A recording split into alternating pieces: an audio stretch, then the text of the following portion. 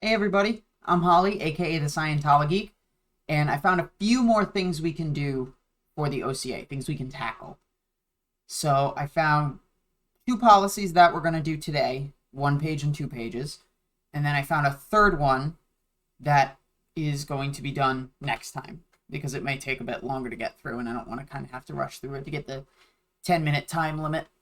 So without any further ado, let us get started with employment qualifications. This is the HCO policy letter of the 1st of May 1958, coming from the Hubbard Communications Office at 37 Fitzroy Street in London. Effective the 1st of July 1958, no person whose profile is below the center line of an OCA or APA, or whose IQ is below 120, or whose cases do not improve easily with auditing, may be employed on any technical or administrative post of Scientology organizations, nor may they be continued on such post. Employment qualifications for all new hirings must include the above.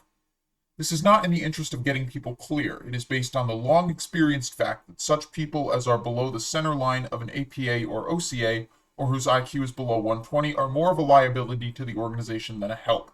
The post had better be left vacant than be filled by suboptimum personnel. It's also policy to fill all technical and administrative posts with people who are good auditors. Not every staff member is going to be an auditor, so not every one of them is going to need to have this technical know-how. I don't know if this still applies today. I'm assuming it might not, because I think, to be honest, I think they're desperate to get anybody on staff that they possibly can. And we're at the HCO Bulletin of the 17th of July, 1971, revised. This was revised on the 6th of July, 1978. This comes from the Case Supervisor Series 51, and it's called Out of Valence OCA Graphs. On OCA graphs, the plotted test score of a PC, you find sometimes a case that read high on the graph will drop and read lower after auditing. This is caused by the fact that the person was out of valence in the first place. Now, out of valence is, Chris described it as a personality package that is involved with, so it's common in auditing. If you're going through an auditing session, a Dianetic auditing session, and you start saying things your father might say, or acting like your father, or acting like your mother, you're in their valence. You're in your father's valence or your mother's valence. It's not you, it is your perceived behaviorisms and mannerisms and speech of whoever's valence you're in. Now, after auditing, the graph expresses something closer to the actual being even though it dropped. We've known about this since 57 or 58, but I do not think it was fully written up. Further, we now know more about it. If you look into suppressive person tech, you will find an SP has to be out of valence to be SP. He does not know that he is because he is himself in a non-self valence. He is, quote, somebody else, and is denying that he himself exists, which is to say denying himself as a self. Now, this doesn't mean all persons whose graphs dropped were active SPs, but it does mean they weren't being themselves.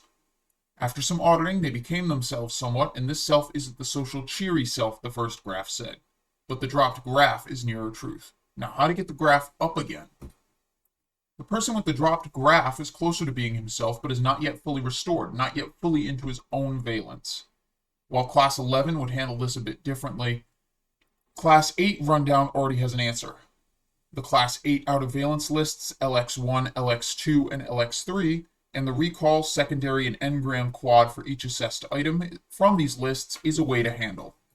Additionally, we now have a new era Dianetics process specifically designed to get a PC into valence. It's the identity rundown. It's not done out of sequence in the Dianetic rundown as a hit and miss patch-up. Completing any cycle the PC is on is of course fundamental. The fact is that the PC is emerging more and more and becoming himself, and then he himself begins to gain. The graph that dives will come back up if general processing is done. The PC will keep saying he is more there, and it is true. Something tells me it's not. I think that you're never going to have an ever-increasing OCA graph. I'm sure there are plenty of times where PCs have gone down on OCA graphs. And for them to say that it's because they weren't being themselves, I think is not a horrible reason, but it's not the right reason. Who knows? The OCA is measured so oddly that any small change could lower or raise the graph, and you wouldn't really know where it started. So how they figure this out is weird to me. But that's all I really have today. I know it was a pretty short video, and I cannot wait to see you guys in the next data series.